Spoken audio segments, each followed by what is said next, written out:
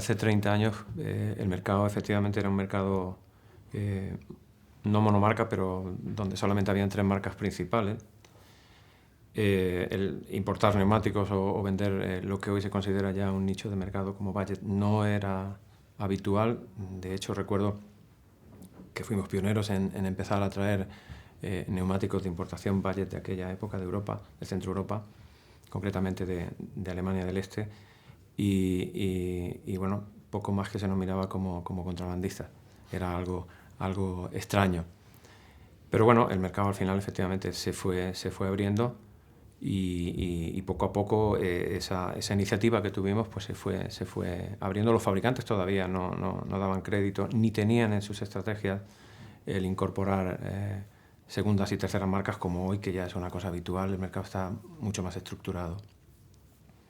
Pero sí, efectivamente. Y luego los canales tampoco no estaban definidos como están hoy. Hoy hay una riqueza de oferta, una riqueza de canales y el neumático concretamente pues es un elemento que ya está en el mercado en cualquier parte del mercado de automoción, no solo de neumático, del taller de neumáticos. En aquella época, sí, efectivamente eran talleres concretos. El especialista del neumático era verdaderamente un especialista del neumático y el mecánico pues era un mecánico y el concesionario pues, se dedicaba solamente a lo que se dedicaba. Hoy pues eso ha cambiado y evidentemente nos ha hecho evolucionar. En aquella época pues era difícil porque el mercado estaba comandado siempre por los fabricantes y los distribuidores pues no teníamos... Estamos empezando a abrirnos caminos, no estaba tan definido el sector de la distribución como pueda estar hoy, además de las dificultades que hoy puedan existir por esa amplitud de mercado y esa competitividad que hay. Eran tiempos, como digo, complicados, pero eran tiempos de oportunidad, igual que lo es hoy también, simplemente que diferentes. En esa época las marcas, como he dicho antes, estaban muy definidas. No habían tantas marcas, eran 3 o 4 marcas a lo sumo, Michelin, Firestone de aquella, aún no estaba Bridgestone y Pirelli. Y los canales estaban muy marquistas, muy definidos, es decir, Pirelli tenía sus talleres seguidores o adeptos o marquistas, casi no en exclusiva, pero casi con un respeto de zona. Es decir, si querías la marca tenías que ir efectivamente a esos talleres. Michelin exactamente lo mismo, es decir, casi se recetaba, es decir, no era fácil conseguir producto Michelin para poder distribuirlo de manera abierta, es decir, tenías que ir a los sitios donde se preconizaba o se movía esa marca. Igualmente con Firestone. Es decir, distribuir en aquel momento, repito, era difícil para aquellos que no estábamos conectados con alguna marca de alguna forma. Entonces la distribución independiente era complicado. Y bueno, pues ahí fue como empezamos nosotros pues a buscarnos esa manera de poder distribuir algo que aquí todavía el mercado no estaba abierto ni preparado para recibir diferentes marcas y por supuesto nuevos conceptos de distribución que rompían un poco con lo establecido y con lo que estaba de alguna manera marcando la operativa del mercado. El mercado estaba extremadamente estructurado con las marcas y sus grupos, o sea, sus clientes más que grupos, sus clientes afectos o asociados con una relación especial con la marca. Pero es verdad que el mercado estaba lleno de otros pequeños talleres de menor tamaño o no situados en puntos estratégicos, es decir, en ciudades pequeñas, donde el fabricante no llegaba de manera clara. Repito, tenían sus subdistribuidores y esa era toda la distribución que había. Podría decir que había más demanda que oferta y eso marcaba muchísimo el mercado. Pero el mercado poco a poco, esos pequeños talleres iban demandando primero marcas y segundo soluciones. El fabricante, cierto, algunos de ellos empiezan a desarrollar sus canales, entendiendo que había que llegar de manera directa o lo más directa posible o intentar controlar una parte del sell-out o del retail. Y ahí es donde nosotros también nos damos cuenta que había una demanda de conocimiento, de cultura de empresa, de mejorar por esos pequeños talleres que no estaban asociados a ninguna marca. Unido a esa oportunidad que vimos en que el mercado existían y existen, bueno, en aquella época existían fabricantes con ganas de ya empezar a abrirse en el mercado a nivel internacional, pues nos dimos cuenta que se podía conjugar.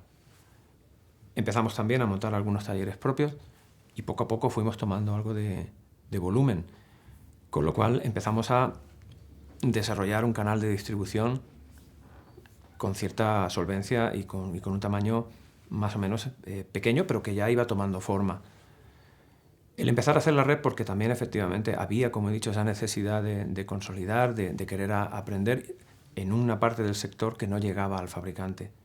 Con lo cual promovimos la cultura de la calidad. Hoy sigue siendo una clave de trabajo en nuestra estrategia, pero en aquel momento fue muy bien recibida. De hecho, fuimos pioneros en ser un distribuidor que promovía o ponía en marcha un canal con talleres, una red propia.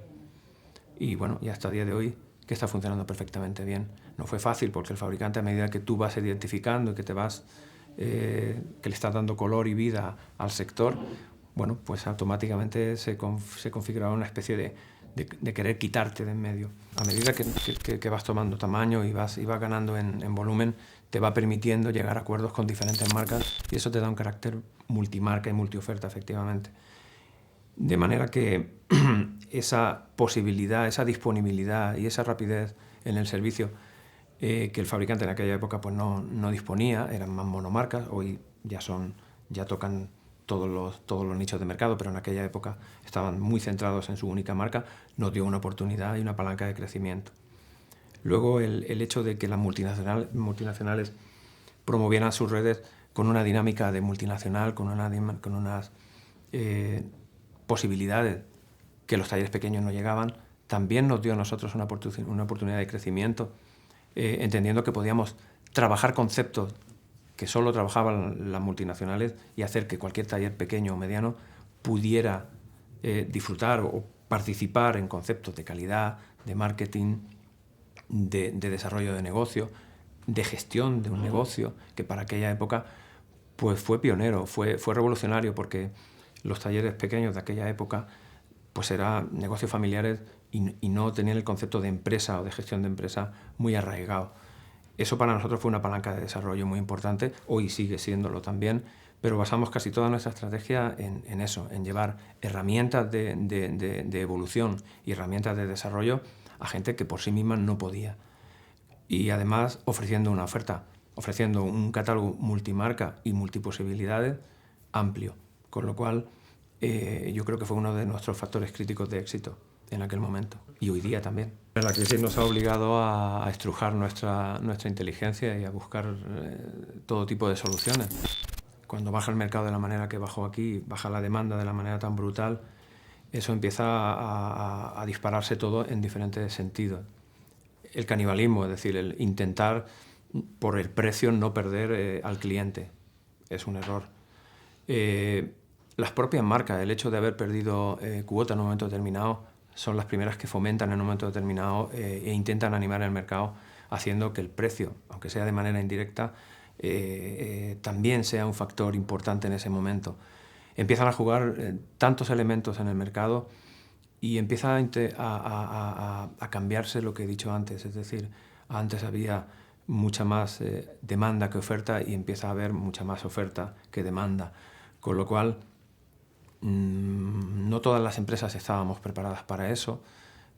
Nosotros también en ese momento vimos oportunidad, metimos ilusión y invertimos en intentar ser punteros, en descifrar las claves de la crisis y cómo hacer que las empresas buscasen en sí mismas puntos de mejora, apoyando en todo momento, como he dicho, con herramientas que ya empezamos a dinamizar, pero que en momentos de crisis como este era donde había que ponerlas en marcha e intentar que sobrevivieran. Hoy la palabra diversificación es algo que se lleva en boca, pero nosotros fuimos ya pioneros en esa época en hacer que los talleres fueran diversos, que trataran al cliente como punto de referencia, no como un mal necesario.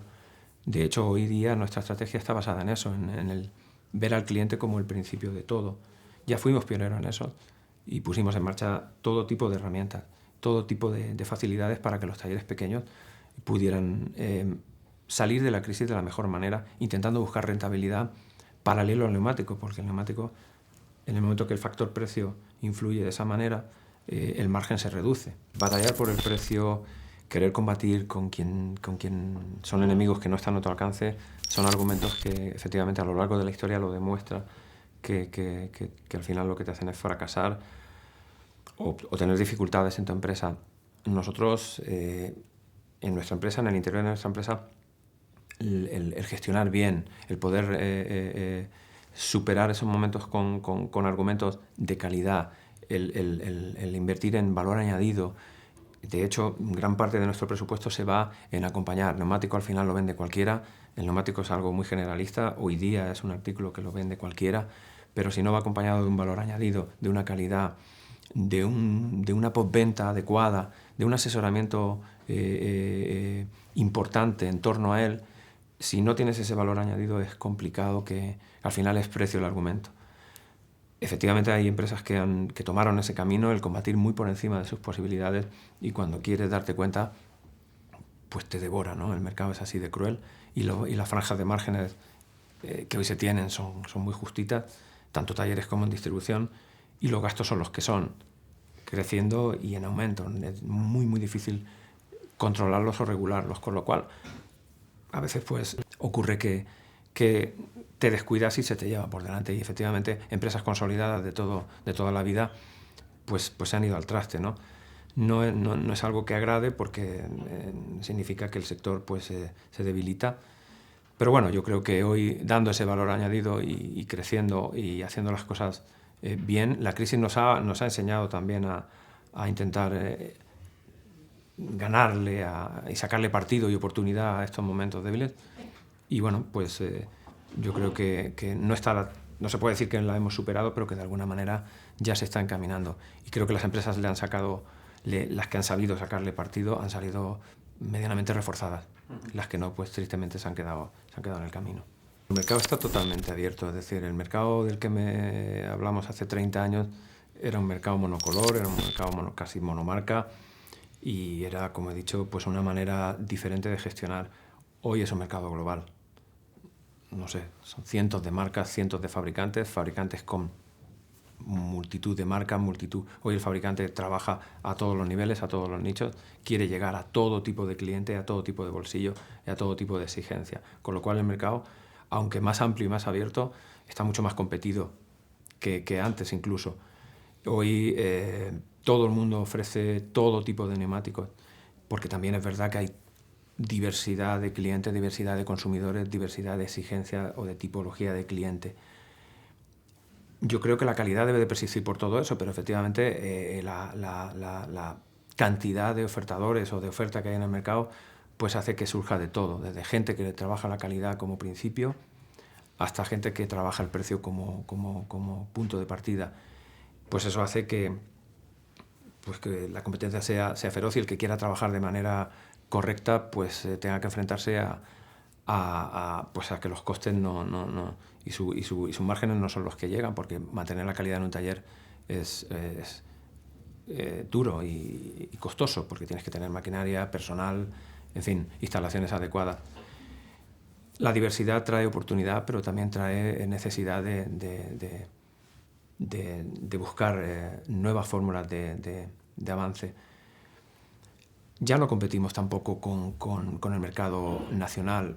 Estamos hablando con un mercado, como he dicho, global. Entran en forma nuevos canales, nuevas maneras de comprar, nuevas maneras de relacionarse el usuario final con el neumático.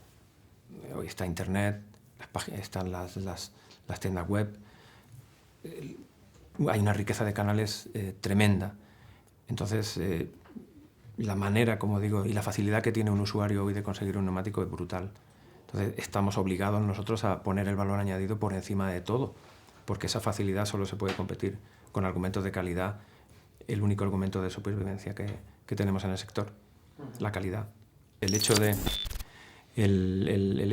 poner en marcha la etiqueta y el label, la etiqueta europea, pues ha sido un hecho diferenciador y ha obligado a que las marcas trabajen en mejorar sus productos mucho más y en mejorar la manera de comunicar con el consumidor final cuáles son sus ventajas. Evidentemente la etiqueta no lo recoge todo, un neumático es una pieza de ingeniería amplísima con un millón de factores, pero bueno, se pone de relieve y de manifiesto los más importantes y bueno, es una nueva cultura, el cliente lo recibe bien.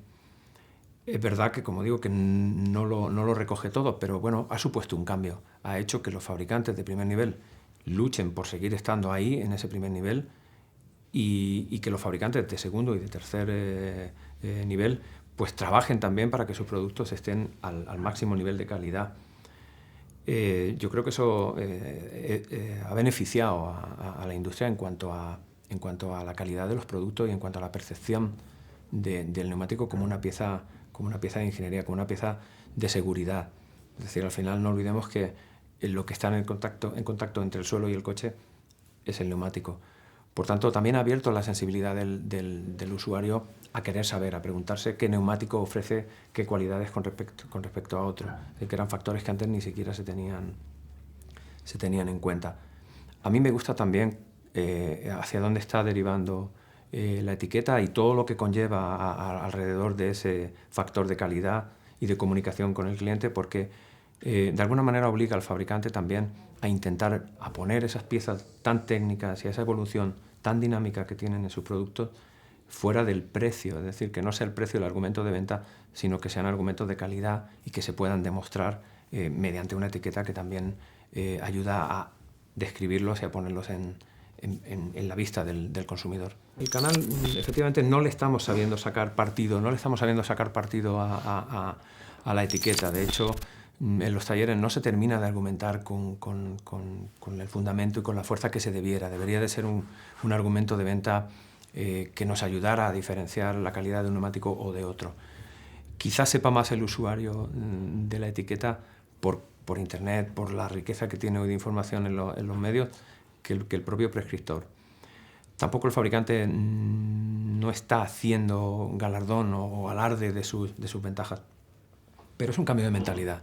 Es decir, es una carrera de fondo y yo creo que al final este tipo de argumentación de calidad tiene que sobrevivir. El fabricante de neumáticos tiene que buscar la manera de sobresalir cualitativamente con sus productos. Es decir, son productos, como he dicho, son productos de ingeniería con unos diseños muy potentes y eso se tiene que poner en valor. Con lo cual, la etiqueta debe de ser uno de los medios de argumentación. No ha dado el resultado que se esperaba, pero yo creo que sí que está poco a poco influyendo en el cambio de cultura a la hora de comprar un neumático. La fuerte inversión en I+D con el precio es algo incompatible, es algo ilógico. Yo discuto en diferentes foros y además con diferentes fabricantes. Para mí es una sinrazón. Es decir, yo he visitado fábricas de algunos fabricantes de los más importantes y te quedas a cuadros. Vemos el neumático como algo redondo y negro de goma y ya está. Y eso es una pieza de alta ingeniería.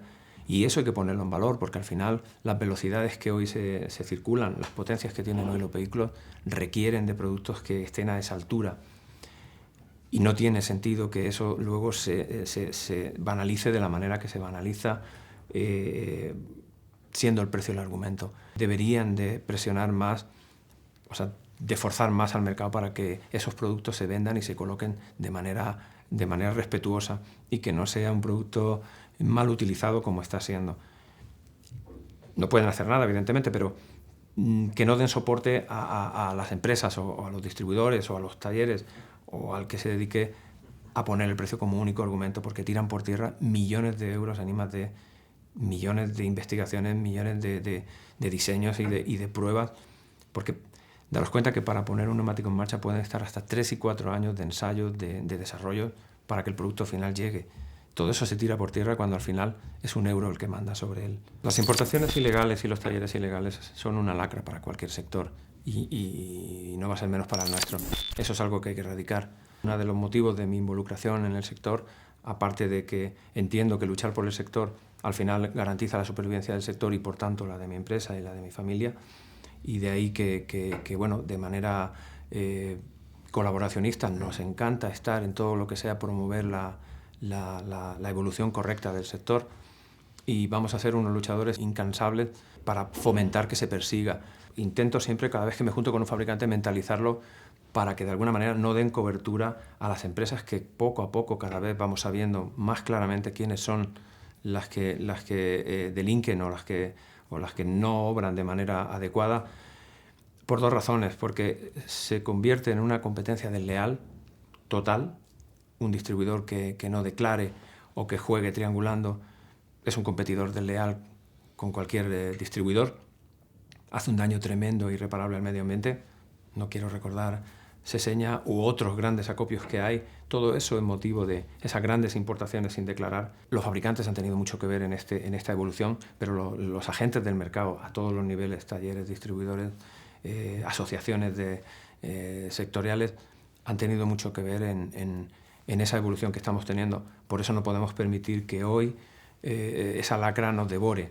Los talleres ilegales se tienen que erradicar, pero ahí se tiene que involucrar muchísimo la administración para poder detectarlos y poder pararlos y frenarlos y o bien obligarles a que se normalicen y se legalicen o cerrarlos.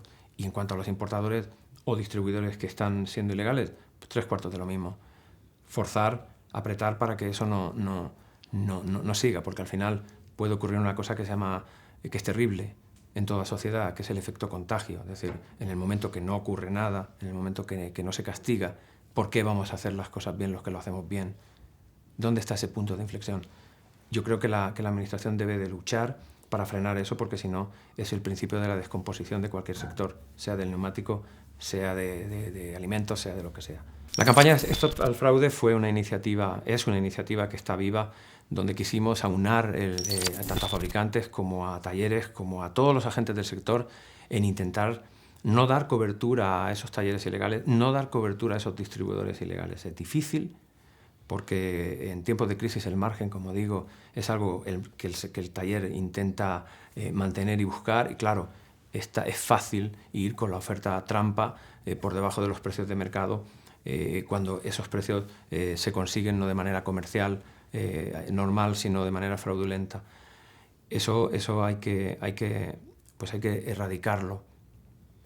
Cada vez se están identificando más esas empresas, cada vez se está estrechando el cerco. Estamos consiguiendo desde la asociación, y con la presión de todos los agentes del sector, pero muy importante desde la asociación, estamos consiguiendo que las administraciones y las autoridades se involucren. Sabemos que están moviendo ficha, es verdad que eso va lento, pero yo creo que va a llegar al final a donde tiene que llegar, y vamos a erradicar a esos importadores y a esos distribuidores que no están cumpliendo con sus obligaciones, que hacen competencia desleal, de igual manera que estamos luchando para que los talleres ilegales se legalicen, se normalicen o se quiten de medio, porque lo único que consiguen con eso es un deterioro constante del mercado y la ruina de algunos que pretendemos hacer las cosas como Dios manda, pero que los costes, lógicamente, te abruman. Y el único camino que hay es hacer las cosas bien. Las claves del futuro inmediato del sector. Pues hombre, date cuenta que estamos hablando de 25 años de historia, y aquí podemos estar hablando de infinidad de anécdotas, de cosas que pasaban durante un tiempo y durante un año. Había ciclos, evoluciones. 25 años. Hoy las cosas pasan en 25 minutos, en 25 días. La dinámica del mercado es brutal. El mercado, como he dicho antes, es abierto. Internet, la sociedad ha cambiado. El consumidor de neumáticos de hace 20 años no es el consumidor de hoy. Las nuevas generaciones. De cómo enfocarnos, cómo llegar a ese cliente, cómo llegar a ese mercado, debe ser una de las grandes claves, de las grandes inquietudes. El fabricante ya también está haciendo sus pinitos en todo eso, porque es el futuro. Cómo conectar con el cliente 3.0. Eso es un reto. Igual que lo fue hace 20 años el avanzar, el unirte a una red, el entrar en el mundo de la gestión y del marketing de manera profesional, era todo un reto para empresas familiares de dinero y bolsillo y poca gestión, a tener que llevar negocios de manera ordenada. Hoy pues es una revolución. Hay que pensar ya no en el futuro, sino en el presente. El presente ya es el futuro de hace 30 años, con lo cual la carrera es muy fuerte, la dinámica de los negocios es muy, muy fuerte, muy rápida, y eso nos obliga a estar con las orejas muy activas, es decir, en una inquietud constante de cambio, porque si no el mercado nos devora. Las plataformas B2C hoy por hoy son una amenaza. Son una amenaza porque utilizan el precio como único argumento. En un sector ya con un margen muy deteriorado, que te vengan agentes con esa facilidad de conectividad con los usuarios, que lejos de comprar, lo que toman es la referencia del precio de las páginas web, hoy por hoy es un daño. Es una realidad de mercado, mercados mucho más maduros que el español ya pesan doble dígito, con lo cual lo que hay que hacer es trabajar en pro es decir, no hay que cerrarse a ese mercado, sería un absurdo, pero sí que hay que intentar que ese mercado también se racionalice. Hoy por hoy, la mayoría de esta web lo único que ofrecen es precio y obligan a los talleres a montarlas con muy bajo coste, y eso el sector no se mantiene. Entonces habrá que buscar el equilibrio. Yo creo que el fabricante también tiene algo que decir.